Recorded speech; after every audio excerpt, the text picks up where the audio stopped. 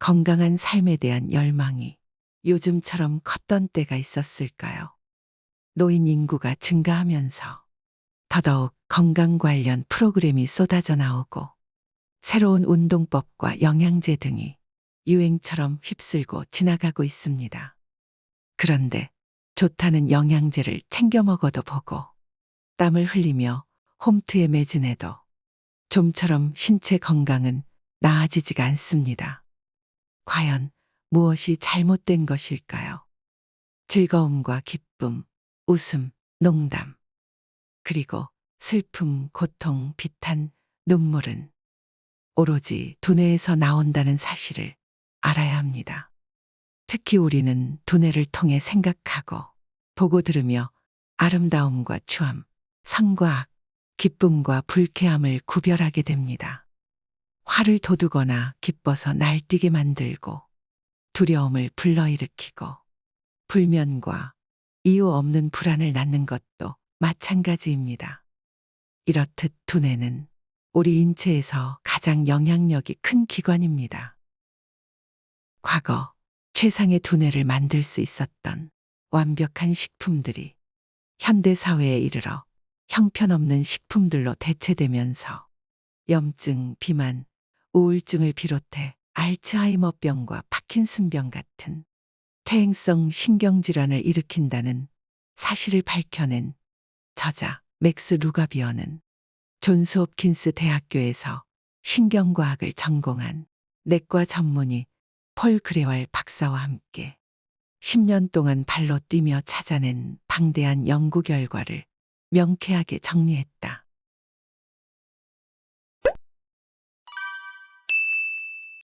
우리가 살아가면서 건망증이 심해졌고 머릿속이 멍한 느낌이 든다. 집중력이 떨어져 업무에서 잦은 실수를 한다. 영양제를 한 움큼씩 삼켜도 피곤하다. 아침에 잠자리에서 일어나는 것이 힘들다. 운동을 열심히 해도 몸이 붓고 뱃살이 줄지 않는다. 위에 5가지 항목 중 하나라도 해당된다면 당장 당신의 식탁 위부터 점검할 것을 추천드립니다. 뇌에 보이지 않는 문제와 해결 방법을 이야기해보는 시간을 가져보겠습니다. 첫 번째, 염증이 뇌에 미치는 영향. 사람들은 뇌가 다른 신체 부분에 영향을 받지 않는다고 생각하는 경향이 있는데 사실 염증 관련 문제는 목 아래 부분에만 머무르는 것이 아니다.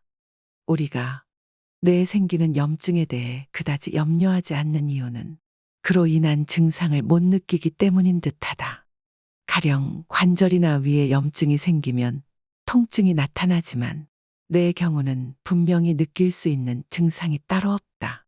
그러나 알고 보면 뇌에는 활성화된 면역 체계의 방향을 따른다는 냉엄한 현실이 존재한다. 알츠하이머병, 파킨슨병, 혈관성 치매, 다발성 경화증, 심지어 브레인 포그와 만성 피로증후군 등의 질병 모두는 산불이 불똥으로 여기저기 번지듯 뇌에서 시작해 몸의 곳곳으로 퍼진다. 염증은 심지어 병이 나타나기 전이라 해도 잠재적인 인지 능력을 빼앗아갈 가능성이 있다. 생각과 판단이 명확한 상태를 교통체증 없이 뻥 뚫린 고속도로를 신나게 달리는 상황에 비유한다면 염증은 그런 상황의 일부 차선을 폐쇄해서 병목 현상을 일으키는 요인인 셈이다.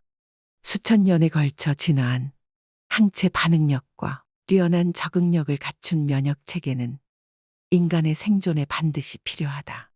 면역 체계가 없다면 우리는 미미한 감염만으로도 사망에 이를 수 있다. 면역 체계는 감염에 맞서 싸우고 가령 발목을 삐끗했을 때처럼 상처 부위에 우열이 생기도록 만들어 치유를 돕는다. 방금 설명한 것과 같은 조건에서 나타나는 발열 및 붉어짐 현상, 즉 염증 반응은 당연히 건강에 바람직한 현상이다. 그러나 불행히도 오늘날 우리의 면역 체계를 활동하게 만드는 건 감염이 아닌 일상적으로 섭취하는 식품이다. 두 번째, 백해무익한 지방. 트랜스 지방은 불포화 지방이지만 때에 따라 포화 지방과 비슷한 반응을 나타내기도 한다. 자연적으로 생성되는 트랜스 지방인 공행리놀렌산은 방목해서 키운 동물에서 얻은 우유와 고기에 들어있으며 신진대사와 혈관의 건강을 개선하고 암 발생 위험을 낮추는 등 건강에 도움을 준다고 알려져 있다. 그러나 자연적인 트랜스 지방은 현대인의 식단에서 찾기 힘든 영양소가 됐다. 우리가 섭취하는 대부분의 트랜스 지방은 산업 가공품이다. 이런 인공 트랜스 지방은 몸에 조금도 이로울 게 없다. 트랜스 지방은 뇌와 혈액의 경계를 자유로이 오고 갈 수 있는 다불포화 지방에서 시작되어 그 위에 수소가 첨가된다. 이 과정을 거치면서 트랜스 지방은 상온에서 고체 상태가 된다. 식품 제조사들은 값싼 기름으로 버터같이 풍부한 질감을 낼 수 있고 식품의 유통기한을 연장시킨다는 이유로 트랜스 지방을 선호한다. 그래서 트랜스 지방은 케이크, 마가린, 땅콩버터는 기름이 분리되는 것을 막아준다. 심지어 건강 음식처럼 포장되어 나오는 채식주의자용 치즈 스프레드에도 들어있다. 인공 트랜스 지방은 염증을 일으키고 인슐린 저항과 심장병을 유발한다. 또 전체적인 콜레스테롤 수치를 높이면서 몸에 좋은 HDL 콜레스테롤 수치는 낮추기도 한다. 특히 뇌의 경우는 트랜스 지방이 더 해로울지 모른다. 트랜스 지방은 신경세포막에 통합된 뒤 송장처럼 뻣뻣하게 굳기도 한다. 그렇게 되면 세포들이 영양소와 연료를 얻기가 더 어려워진다. 세 번째, 안정성 있고 좋은 지방은 포화지방은 생명체에 꼭 필요한 영양소다. 포화지방은 세포막을 보조하고 다양한 호르몬의 전구물질 역할을 한다. 신생아에게는 다른 무엇보다 엄마의 모유를 먹는 것이 가장 좋다고 알려져 있는데 모유에 든 지방 성분 중에는 포화지방이 가장 많다. 실온에서 주로 고체 상태로 존재하는 포화지방은 치즈, 버터, 기, 소고기, 돼지고기, 닭고기, 여기서 기는 인도 요리에 사용되는 정제 버터이다. 그리고 코코넛과 올리브 같은 일부 과실에 들어있다. 추가적으로 엑스트라 버진 올리브 오일은 포화지방 함유량이 15% 가까이 된다. 포화지방은 동맥경화를 일으키는 지방으로 지목되면서 오랜 시간 동안 나쁜 평가를 많이 받아왔다. 하지만 그동안 포화지방 대신에 선택했던 독성지방과는 달리 포화지방은 화학적으로 가장 안정된 상태에 있기 때문에 고온 요리에 적합하다. 독성지방은 카놀라유, 옥수수유, 대두유 같은 곡류기름과 씨앗기름에 주로 들어있다. 포화지방을 다시 주방에 들여놓기로 한다면 생화학적으로도 적절할 뿐 아니라 실질적인 차원에서 건강에도 유익한 결정이 될 터다. 네 번째, 열량은 높지만 영양가는 없는 것.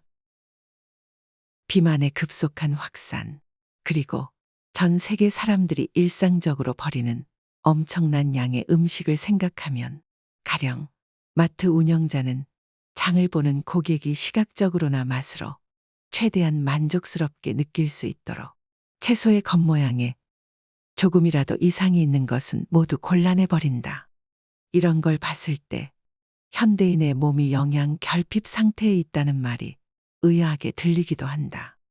혹시 많은 가공식품들이 어째서 그토록 비타민 함유를 내세우고 있는지 궁금했던 적은 없는가? 지구에는 사람이 먹을 수 있는 식물이 약 5만 종 이상이 있다. 수렵 채집 생활을 하던 시절에 인류는 그런 식물을 통해 특별하고 이로운 영양소를 골고루 섭취했다. 하지만 지금 우리가 먹는 음식은 고작 3가지로 압축된다. 밀, 쌀, 그리고 옥수수다. 이 곡물들은 전 세계 사람들이 섭취하는 열량의 60%를 차지한다. 이 같은 곡물은 싼 비용에 조달할 수 있는 에너지원이지만 영양학적인 가치는 아주 낮다.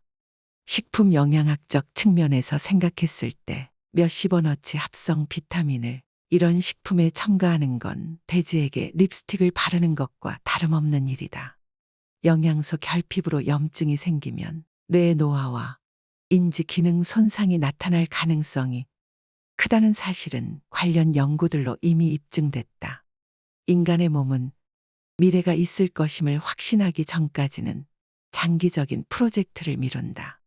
DNA 손상으로 발생하는 종양이나 치매 같은 질병은 몇 년 혹은 몇십 년이 지난 뒤에야 그 증상이 나타나지만 거기에 필요한 에너지는 오늘 이 순간에 필요하다.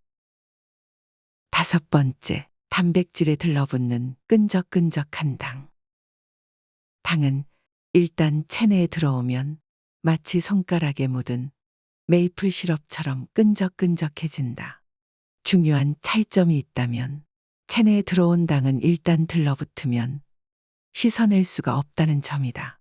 포도당 분자가 그 주변에 있는 단백질이나 세포벽에 붙어 결과적으로 손상을 입히는 이 현상은 글리케이션이라고 불린다. 간, 피부, 뇌를 비롯한 신체의 모든 기관과 조직이 제 역할을 수행하기 위해서는 단백질이 꼭 필요하다. 혈당을 올리는 음식은 모두 글리케이션을 일으킬 가능성이 있으며 포도당에 노출이 되는 단백질은 어떤 것이든 손상을 입기 쉽다. 여섯 번째, 뇌 골칫거리, 첨가당. 첨가당은 오늘날 식품 성분 중 가장 나쁜 요소로 꼽힌다. 당분은 원래 섬유질, 수분, 영양소와 함께 어우러져 있는 과일을 통째로 먹을 때 소량만 섭취하는 것이 자연적 이치였다. 그러나 요즘에는 무수히 많은 인스턴트 식품과 감미 음료에 을에 첨가되는 성분이 되어버렸다. 당분은 여러 위험을 초래하는데 그중 하나가 뇌의 쾌락 중추를 장악하는 현상이다. 첨가당이 든 가공식품은 보통 말도 안 될 정도로 감칠맛이 있으며 보상과 연관된 신경 전달 물질인 도파민을 엄청나게 자극한다. 그런데 안타깝게도 당을 먹으면 먹을수록 전과 동일한 기쁨에 도달하기 위해서는 더 많은 당이 필요하다. 악마가 사탄, 마왕, 루시퍼, 아바돈 등 여러 이름으로 불리듯 당분은 수크로오스, 덱스트로오스, 포도당, 엿당, 젖당 등 유형에 따라 여러 이름으로 불린다. 이들은 각기 어떻게 다르며 우리가 왜 이런 부분에 관심을 가져야 하는 걸까? 당분은 모두 혈당을 상승시키며 식욕을 조절하고 지방을 축적하는 호르몬에 간섭한다. 쉽게 짐작이 가겠지만 당분으로 인한 많은 문제가 시작되는 지점은 바로 내장이다. 특히 과당은 가공식품이든 당분이 아주 많은 과일이든 상관없이 다량 섭취하면 흡수가 잘 안 된다.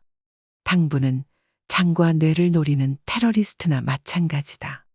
뇌를 엉망으로 만드는 특별히 고안된 식품은 다음과 같다. 베이글, 피자, 비스킷, 프레첼, 케이크, 와플, 시리얼, 팬케이크, 밀크 초콜릿, 흰 밀가루로 만든 빵, 그래놀라, 밀크쉐이크, 쿠키, 프로즌 요구르트, 에너지바, 아이스크림, 크래커, 그레이비 소스, 도넛, 탄산음표, 머핀, 잼, 파스타, 젤리, 페이스트리, 프렌치 프라이, 파이, 감자칩 등이 있다. 당분 함량이 높은 과일도 마찬가지다. 예를 들면 무화과, 대추야자, 망고, 바나나, 파인애플 등을 지나치게 많이 섭취할 경우 가공 탄수화물을 섭취할 때와 비슷한 신진대사 교란이 일어날 수 있다. 일곱 번째, 노화의 연료, 인슐린. 탄수화물 섭취량을 급격히 줄이면 거의 모든 사람에게서 곧바로 이로운 효과가 나타난다. 실제로 탄수화물을 아주 적게 먹는 식이요법을 실천하면 췌장에서 분비하는 인슐린의 총량이 평균적으로 절반가량 감소하고 단 하루 사이에 인슐린 감수성이 개선된다. 그렇게 되면 불룩 튀어나온 뱃살을 없애는 건 물론 노화도 늦출 수 있다. 대부분 인슐린 분비량이 만성적으로 높아진 상태는 비만과 노화를 촉진합니다. 촉진시키는 것으로 여겨지고 있다. 8번째, 내가 스스로를 청소할 수 있다면. 거의 모든 종교에는 금식을 하는 의식이 있다. 이슬람교에서는 라마단 한 달 동안, 유대교에서는 속죄일에 금식을 한다. 기독교에서는 신약성경 사도행전에 믿음이 있는 사람들은 중요한 결정을 내리기 전에 금식해야 한다. 라는 구절이 있다. 실제로 이런 금식에는 심리적, 생리적 효과가 존재한다. 우리가 식사를 통해 얻은 열량을 완전히 소비하면 뇌는 대체 연료를 구하기 위해 가장 먼저 간의 도움을 요청한다. 간이 몸에서 맡고 있는 중요한 역할은 수백 가지가 넘는다. 다시 말해 끝도 없이 많은 중요한 화학물질과 연료를 챙기고 실어 나르고 저장하고 처리하는 다목적 하이테크 제조 공장을 떠올리면 된다. 간은 그 외에도 글리코겐이라는 몸에 저장된 당 분자의 작은 완충 장치를 제공하는 중요한 역할도 한다. 혈당이 떨어지기 시작하면 간은 포도당을 혈류로 방출한다. 간의 저장 능력은 상당히 제한적이어서 포도당 100g 정도만을 저장할 수 있다. 이 포도당의 예비 자원은 활동량에 따라 차이는 있지만 대략 12시간 정도를 버틸 수 있을 뿐이다. 간에 저장된 포도당이 다 떨어지면 뇌는 굶주린 식인동물처럼 먹을 거리를 찾는데 혈안이 된다.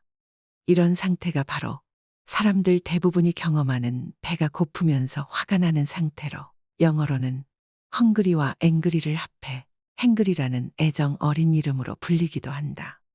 이런 상태가 되면 간은 글루코네오제네시스, 즉 포도당 신생합성 과정을 촉발한다. 자연 최고의 재생 공장인 간은 일석이조의 효과를 노린다.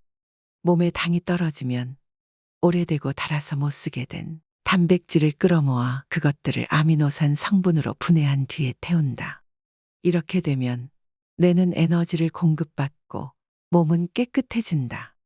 인체가 세포를 회생시키기 위한 수단으로 집안 청소를 하는 이러한 능력은 자가 포식이라고 불리며 수명 연장을 연구하는 학자들 사이에서 최근 상당히 관심 있게 다뤄지고 있다. 규칙적인 간격을 두고 배를 가득 채우고 비운다면 자가 포식 작용은 날마다 일어난다. 9번째, 우리 몸의 오염을 막는 무공해 연료. 포도당과 다르게 케톤은 무공해 연료로 분류된다. 에너지로 전환되는 과정에서 좀비 분자 자유라디칼가 포도당보다 덜 생기기 때문이다. 또 케톤이 자유라디칼을 무력화하는 가장 강력한 물질인 글루타티온 같은 천연 항산화 물질의 효용을 급격히 증가시키는 것으로 밝혀지면서 노화 방지 효과도 얻을 수 있다. 건강과 장수를 도모하는 케톤의 효험은 여기서 끝이 아니다. 뇌에 케톤이 있으면 우울감이 감소하고 학습 효과도 증진될 뿐 아니라 성장 호르몬인 뇌우레신 경영양인자를 증진시키는 유전 경로가 활성화되는 것으로 알려졌다. 덧붙여 앞에서 언급했듯이 케톤은 뇌의 혈류량을 최대 39%까지 증가시킴으로써 혈액 공급에도 이로운 영향을 끼친다. 케톤 생성 식이요법은 시간 제한 식사법을 따르거나 열량 섭취를 줄이지 않고도 케톤 생성을 급격히 증가시킬 최고의 수단이다. 이 식이요법은 탄수화물의 섭취를 극단적으로 제한해서 인슐린 분비를 최소화하는 방법으로 열량의 60에서 80%를 지방에서 15에서 35%는 단백질에서 약 5%를 탄수화물에서 얻는다. 20케톤 생성, 식이요법을 따르는 사람들은 달콤한 과일, 곡물, 전분이 많은 채소 등의 탄수화물의 밀도가 높은 식품은 모두 금해야 한다. 케톤 생성 식이요법은 특히 뇌전증 환자의 발작을 급격히 감소시키고 뇌 염증을 가라앉히는 효과가 있어서 뇌전증의 유력한 치료법으로 80년 넘게 사용되어 왔다. 그 효력이 워낙 강력하고 안전성이 높다 보니 이 식이요법은 현재 다른 수많은 신경질환의 치료법으로도 검토되고 있다. 편두통, 우울증, 알츠하이머병, 파킨슨병, 루게릭병 등은 모두 뇌 과도한 염증과 관련이 있는 질환이다. 이론적으로 케톤은 이런 모든 증상의 치료뿐 아니라 예방에까지 도움을 줄 수 있다. 실제 연구에서도 케톤 생성 식이요법이 초기 알츠하이머병 환자들의 기억력을 향상시키는 효과가 있음이 밝혀졌다. 케톤은 뇌의 산화 스트레스를 줄이고 신경가소성과 관계된 유전자를 상향 조절하는 능력이 있는 슈퍼 연료로 알려져 있다. 10번째, 탄수화물을 줄일 때는 소금을 먹어라. 저탄수화물 식이요법을 시작할 때 흔히들 간과하는 요소가 있다. 바로 인슐린 수치를 낮추다 보면, 물론 인슐린을 낮추는 건 바람직한 일이다. 그 과정에 나트륨이 고갈될 수 있다는 점이다. 나트륨은 여러 가지 일을 하지만 그 중에서도 특히 비타민C를 뇌로 운반해서 좋은 기분을 유지하고 기억력을 향상시키도록 돕는다. 심혈관을 연구하는 과학자이자 나트륨 전문가인 제임스 디니콜란토니오에 따르면 탄수화물 섭취를 제한하기 시작한 첫 주에는 개인마다 차이가 있겠지만 좋은 컨디션을 유지하기 위해 나트륨을 평소보다 최대 2g 더, 다시 말해 소금 1티스푼을 더 섭취하는 것이 좋다고 이야기한다. 이런 말을 듣고 이렇게 말하는 사람들도 있을지 모른다. 제가 다니는 병원 의사 선생님은 혈압 때문에 저염식을 해야 한다고 하셨는걸요. 인슐린 과당은 혈압에 소금보다도 해로운 영향을 끼칠 수 있다. 인슐린 과당은 투쟁 도피 반응, 긴박한 위협 앞에서 자동적으로 나타나는 생리적 각성 상태를 자극하는데, 그런 반응은 혈압을 높이며 몸이 나트륨을 더 많이 보유하게 만든다. 뇌 기능 최적화하기. 뇌 기능을 최적화하는 식이요법에서 가장 중요한 점은 영양이 풍부한 식품, 달걀, 아보카도, 녹색 채소, 견과류 등을 충분히 섭취하고 호르몬 불균형, 산화 스트레스, 염증을 유발하는 식품, 가공 오일, 곡류 식품 등은 피하는 것이다.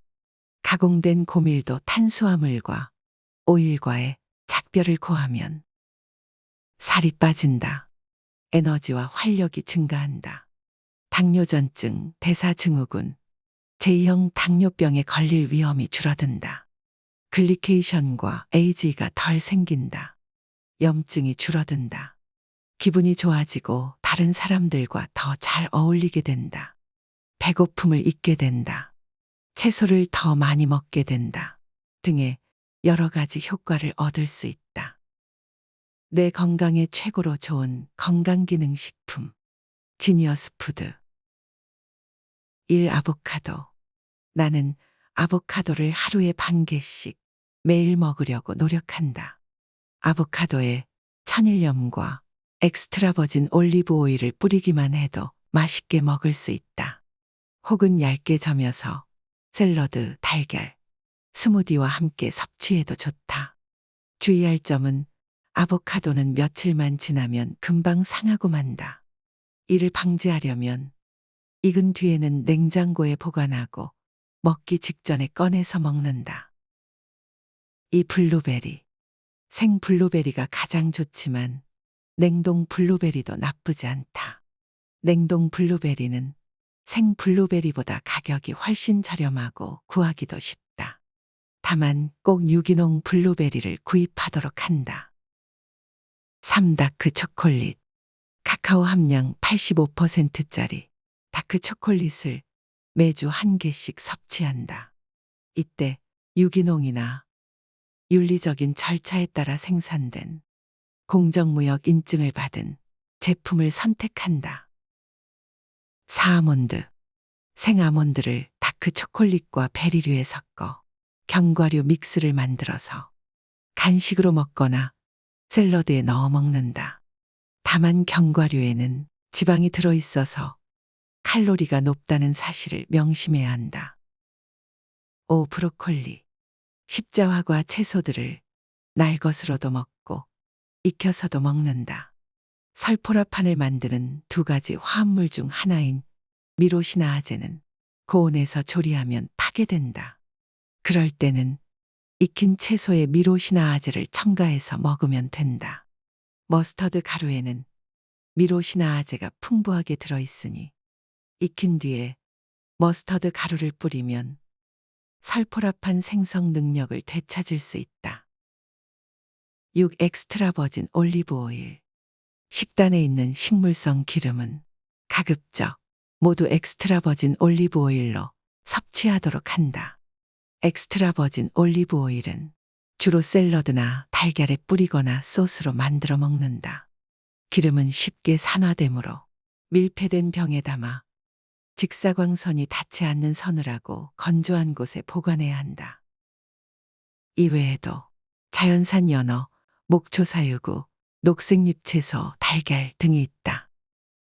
술은 개인적으로는 가급적 마시지 말도록 권하지만 만일 음주를 즐기기로 선택한다면 술을 마시면서 최대한 뇌 건강을 도모할 요령을 몇 가지 설명한다면 첫째, 반드시 술에서 깬 상태로 잠을 잔다. 둘째, 1:1 규칙을 지킨다. 술을 한 잔 비우고 다음 잔을 들기 전에 반드시 물을 한 잔 마신다. 셋째, 소금을 소량 섭취한다. 넷째, 글루텐이 포함된 술은 피하도록 한다. 글루텐은 장의 투과성을 높이는데 알코올에도 같은 영향을 발휘할지 모른다. 맥주를 마시는 사람들은 특히 주의해야 한다. 다섯 번째, 공복에 마신다. 이 공복에 마신다 제안에는 논란의 여지가 있을지도 모른다. 하지만 위가 빈 상태에서 술을 마시면 간이 소화 과정을 처리하느라 방해받을 일 없이 알코올을 더 효과적으로 분해할 수 있다. 알코올이 들어가면 LDL 재활용 기능이 제대로 작용하지 못하고 혈중 중성지방 수치를 급격히 높인다. 그러니 저녁 식사와 곁들이기보다는 식사 전이나 후에 마신다. 다만 빈속에 술을 마시면 취기가 더 빨리 올라오기 때문에 주의해야 한다. 뇌 기능을 최대로 끌어올리는 방법. 첫 번째, 과도한 자극을 피하기. 감각기관을 통해 입수한 정보를 처리하려면 신체에 여러 체계가 관여해야 한다. 그래서 감각의 과부하가 걸리면 집행 기능이 상당 부분 저하될 수 있다. 영화 볼 때를 떠올리면 쉽게 이해할 수 있다. 영화를 볼 때는 영상과 음향에 완벽히 사로잡혀서 영화의 세계에 완전히 빠져든 기분이 드는데 그 이유는 강도 높은 감각 운동을 처리하다 보니 자기의식을 담당하는 뇌의 영역이 억제되기 때문이다. 그것이 바로 관객이 영화를 볼 때 원하는 바이자 영화의 기본적인 역할이며 관객과 감독이 공유하는 바가 실현된 것이라고 할 수 있다. 그러나 일상생활에서도 의도치 않게 감각의 입력이 지나치게 많아지면서 집행 기능이 희생되는 경우가 발생한다. 현대인의 삶은 음악, 전광판, 스마트폰 화면의 빛, TV 화면의 깜박임, 심지어 역으로 들어서는 지하철에서 나는 소리까지 지나친 자극이 전달되는 환경으로 뒤덮여 있다. 이런 요인들은 모두 전전두피질의 과부하가 생기게 만들고 신경 전달 물질 저장소를 고갈시킬 수 있다. 과도한 자극을 줄일 방법 몇 가지를 소개하면 다음과 같다. 첫째, 집중이 필요한 활동을 할 때 음악을 듣는다면 반드시 노래가 없는 기악곡만 듣는다. 둘째, TV, 스마트폰 등의 전자기기의 볼륨과 화면 밝기를 낮춘다. 셋째, 집안 조명기구에 따뜻한 색깔 전구를 쓴다. 넷째, 밤에는 천장 조명을 끈다. 다섯째, 명상한다. 어떤 유형의 명상이든 명상은 우리에게 큰 도움이 되는 투자다. 두 번째, 신성한 잠. 잠이라는 것이 얼마나 멋진 것인지 생각해보라.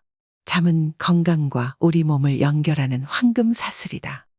잠을 자는 동안에 누가 필요한 것을 하소연하겠는가? 잠자리에 누운 거지는 왕과 똑같은 기쁨을 누린다.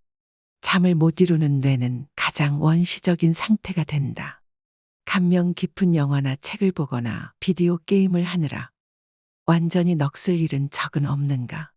아니면 운동을 하거나 좋아하는 노래를 부를 때는 어떤가? 살아있음을 생생히 느낄 수 있는 이런 대단한 기분은 전전두피질이 상대적으로 이탈된 상태에 완전히 빠져들면서 나타난다. 뇌의 맨 앞쪽, 이마 바로 뒤에 위치한 전전두피질은 계획, 의사결정, 개성의 표현, 자기 인식을 담당하는 영역으로 알려져 있다. 우리가 조금 전에 예로 들었던 활동을 하는 동안에는 전전두피질이 잠시 휴가를 갔다고 볼 수 있는데 그런 경우를 제외하고 전전두피질은 일상생활에 아주 중요한 역할을 한다. 그런데 캘리포니아 대학교 버클리 캠퍼스의 연구에 따르면 유감스럽게도 전전두피질 그리고 그와 연관된 모든 과업들은 잠이 부족하면 제대로 기능하기가 힘들어진다고 한다. 즉 감정을 조절하는 능력이 감퇴될 수 있다. 전전두피질은 주로 감정적인 경험을 이해하고 해석해서 그에 적절히 대응하는 데 도움을 주는데 잠이 부족하면 그 기능을 제대로 수행하지 못하고 원시적이며 두려움에 반응하는 편도체, 뇌 공포 중추가 대신 주도권을 잡도록 내버려 두기 때문이다. 잠을 못 자면 뇌가 가장 원시적인 활동 패턴으로 되돌아가는 것과 마찬가지 상태가 된다. 감정의 경험을 제대로 해석한 뒤 적절한 반응으로 대응하는 것이 불가능해지기 때문이다라고 설명했다. 영양학적인 측면에서는 더욱 그렇다. 인간의 뇌는 겨울에 굶어 죽지 않기 위해 당을 비축하도록 만들어졌다. 수면 부족으로 전전두피질이 제 기능을 못하면 의지력과 자제력의 작별을 고해야 한다. 평소에 과식을 하고 정크푸드를 좋아하는 사람이라면 단 하루만 잠을 못 자도 건강한 식단을 유지하려는 각고의 노력에 금이 생길 수 있다. 안락한 수면을 위한 환경 만들기. 안락한 수면을 취하기 위한 환경 만드는 법. 하나, 침실 온도를 서늘하게 유지한다. 둘, 잠자리에 들기 전에 따뜻한 물로 샤워를 한다. 샤워를 하고 나오면 체온이 떨어지면서 몸에 잠을 잘 시간이라는 신호를 보내게 된다. 셋, 침대는 수면만을 위한 공간으로 사용한다. 잠에서 깨면 바로 침대 밖으로 나오고 그 뒤로 밤에 잘 시간이 되기 전에는 침대에 눕지 않도록 한다. 넷, 술을 마시지 않는다. 술을 마시면 더 빨리 잠을 청하는 데 도움이 되기도 하지만 양질의 수면인 렘 수면 시간이 줄어든다. 다섯, 해가 지면 블루라이트 노출을 피한다. 피치 못할 경우 블루라이트 차단 안경을 쓰거나 집안의 전구를 따뜻한 색깔로 바꾼다. 여섯, 스마트폰을 침대에서 손이 닿지 않는 먼 곳에 둔다. 일곱, 방을 어둡게 한다. 아주 약한 빛이라도 수면에 지장을 줄 수 있다. 아주 약한 불, 심눅스를 켜놓고 하룻밤을 잔 사람들을 분석한 결과 작업 기억과 뇌 기능이 저하됐다는 연구 결과가 있다. 8. 섬유질과 오메가3 지방산을 많이 먹고 탄수화물은 줄인다. 염증은 수면의 질에 영향을 준다. 그리고 섬유질의 부산물인 낙산염 같은 성분은 더 깊고 몸에 활력을 주는 수면을 촉진한다. 9. 카페인 섭취는 최대 오후 4시까지로 잠자리에 들기 최소 1시간 전에는 아무것도 먹지 않는다. 야식은 수면을 방해할 수 있다. 10번째, 잠에서 깬 지 20분 이내에 직사광선을 쐰다. 밝은 빛은 24시간 주기 리듬을 몸에 굳혀서 잠을 자고 깨는 주기를 자연스럽게 조절되도록 만든다. 11번째, 알람식의 애플리케이션을 사용한다. 슬립 사이클 같은 앱은 깊은 렘 수면을 취하는 도중에 잠에서 깨는 끔찍한 기분을 느낄 일이 없도록 얕은 수면 단계에 있을 때에만 알람을 울린다. 세 번째, 시냅스 보호하기. 뉴런들이 만나는 접점은 시냅스라고 불린다. 여기서 잠깐 뉴런과 시냅스가 무엇인지 알아보자. 뉴런은 신경 전달 물질을 통해 신호를 전달하고 정보를 받아들이며 처리하는 역할을 한다. 뉴런 내에서 신경 전달은 정기적 신호로 전달되며 뉴런 간의 신경 전달은 시냅스를 통해 화학적 신호로 전달된다. 대표적인 신경퇴행성 질환 중 하나로 파킨슨병이 있다. 또 시냅스란 뉴런이라는 신경세포의 부분 중 자극을 세포 밖으로 전도시키는 돌기인 축삭의 끝부분과 신경 전달 물질이 오가는 다음 뉴런 사이의 틈을 시냅스라고 한다. 각 뉴런은 다른 뉴런 1만 개와 연결을 맺고 최대 1000조의 시냅스 연결을 통해 신호를 주고받는다. 이 수치는 유아의 뇌에 비하면 적은 수준이다. 만 3세의 나이는 시냅스가 무려 1000조 개나 된다. 과도한 산화 반응을 줄여서 이 연결점을 건강하게 지키는 것이 대부분의 인지 과정을 최적화할 방법이다. 실제로 시냅스 기능 장애는 알츠하이머병의 초기 징후이며 나이가 들면서 인지 수행에서 특정한 부분이 전형적으로 퇴화하는 것 역시 시냅스 기능 장애의 결과일지 모른다. 우리가 제안하는 다음의 지침을 실천해서 시냅스를 산화 스트레스에서 지켜내자. 지방질 생선으로 DHA를 섭취한다.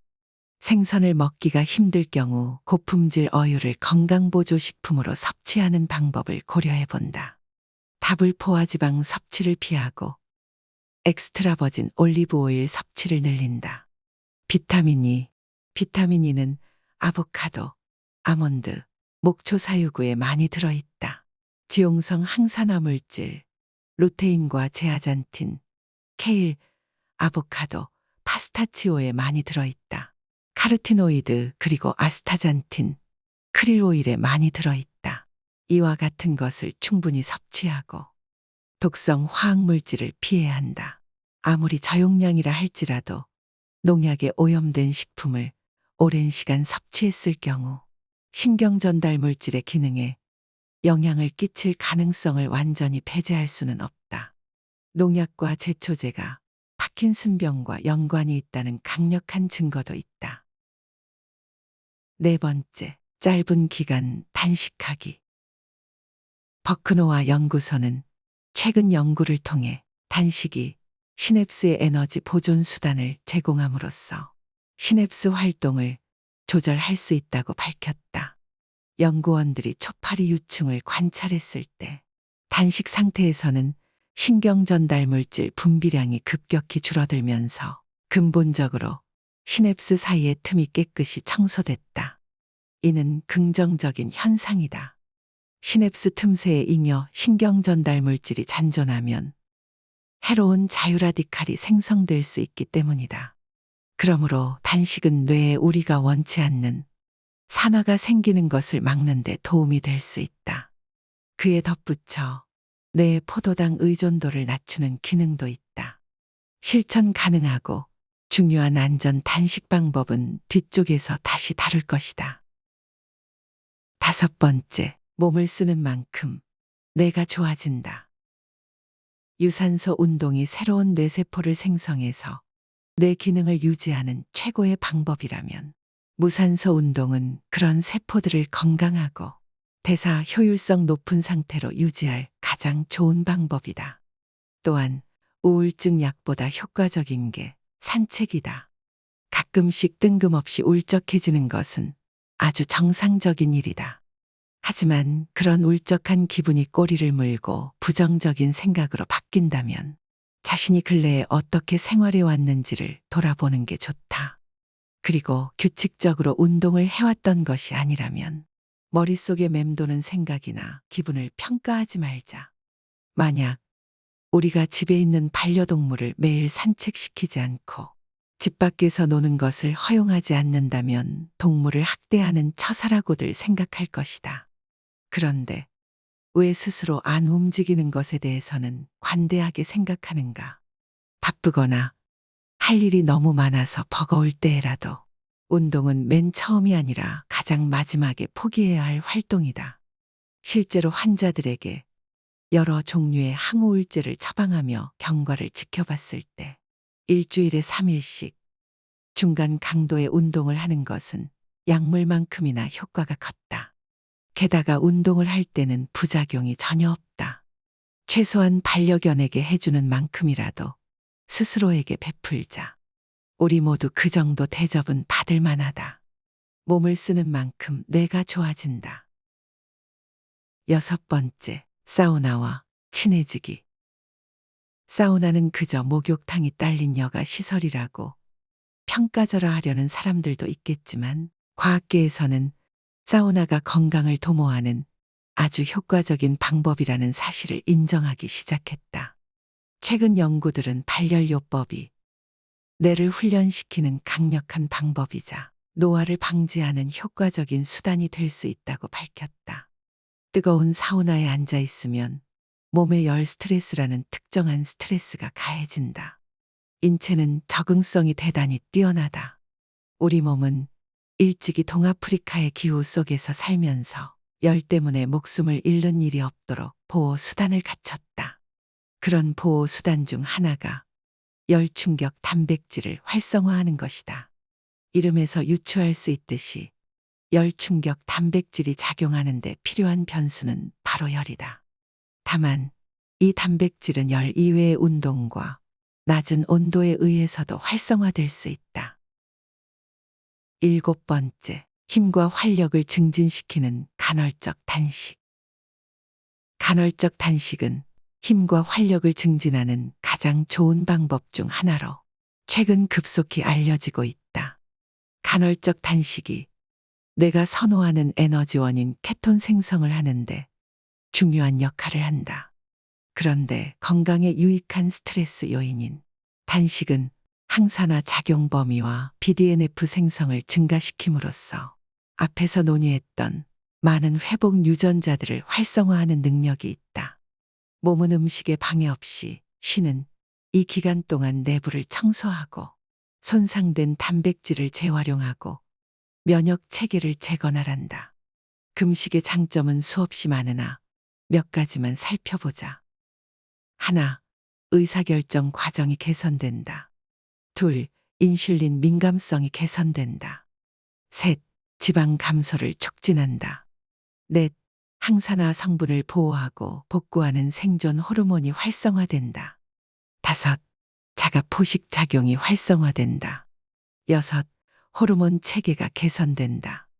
일곱, BDNF와 신경가소성이 높아진다. 여덟, 콜레스테롤 재활용이 늘어난다.